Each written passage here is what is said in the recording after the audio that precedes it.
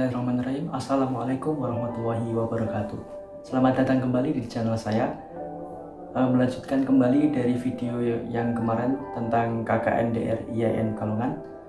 Nah, di video kali ini saya akan membahas tentang beberapa pendapat dari para narasumber terkait dari tema KKN DR yang saya ambil.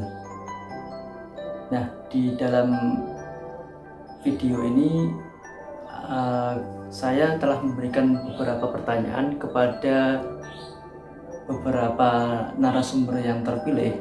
Pertanyaannya diantaranya yaitu satu, terkait pendapat mereka mengenai pandemi COVID-19 ini. Kedua, pendapat mereka terkait pengajian menjelang berbuka puasa di tahun 1441 Hijriah ini, yang dimana masih ada kendala terkait pandemi COVID ini.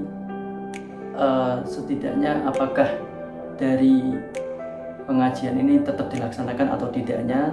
Jika tidak dilaksanakan, apa pendapat mereka? Kemudian jika dilaksanakan, apa keinginan mereka, gitu. Kemudian ada juga harapan terkait pandemi COVID-19 ini. Kemudian juga ada beberapa pertanyaan yang saya ajukan terhadap narasumber, dan setiap narasumber ada satu pertanyaan khusus yang berkaitan dengan si narasumber itu sendiri. Nah, di dalam part 2 ini saya akan membagi ke dalam 3 sesi, yaitu yang pertama sesi wawancara terhadap satu, yang di sesi 1 ini, part 2 sesi 1 ini, yaitu pendapat dari Ketua Takmir Masjid. Kemudian di sesi kedua ada pendapat dari salah satu ataupun beberapa para jamaah masjid. Kemudian yang ketiga nanti ada pendapat beberapa para dai ataupun penceramah yang biasa mengisi di masjid terkait pengajian menjelang berbuka puasa. So, seperti apa? Yuk, mari kita saksikan terlebih dahulu wawancara kepada Ketua Takmir Masjid yang ada di tempat lingkungan kami. Yuk, mari.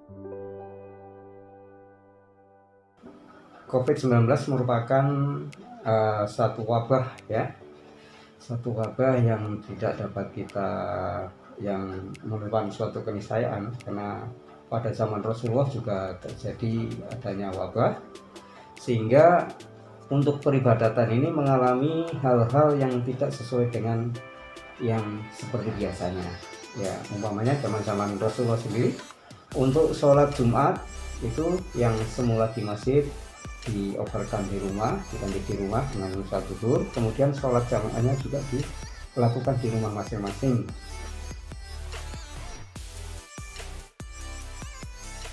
Perlu saya jelaskan di sini bahwa untuk kegiatan masjid selama dalam COVID-19 ini mengalami perubahan semenjak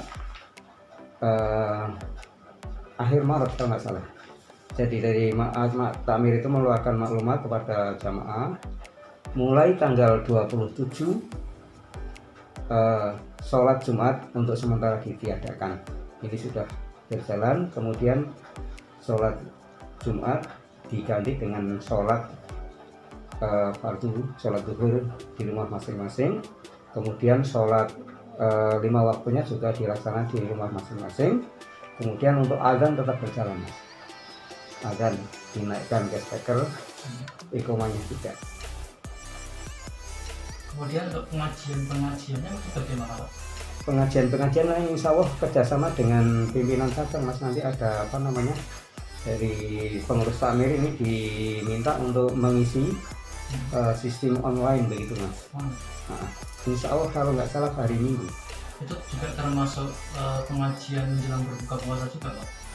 Ya, karena kita tidak melakukan kegiatan buka bersama, nanti kita serahkan sama pihak PCM, nanti mau di timingnya mau diterapkan yang bagaimana, kita ngikutin saja. Yang penting dari pihak Tamir menyediakan penceramahnya untuk mengisi kegiatan itu.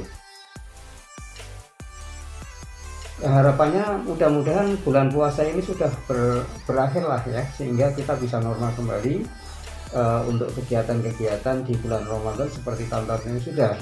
Jadi untuk perencanaan daftar nama imam, yang petugas rukun, kemudian donatur untuk snack, takjil dan sebagainya sebetulnya sudah siap semua. Jadi kalau memang keadaan lancar tinggal ngeprint kita bagi gitu Mas.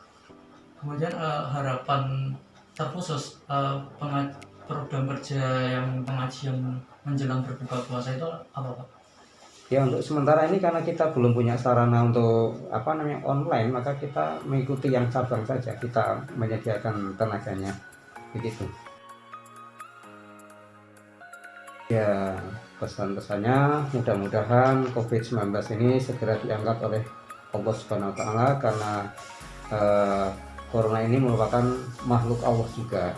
Jadi marilah kita berdoa sama-sama mumpung dalam suasana Ramadan ini.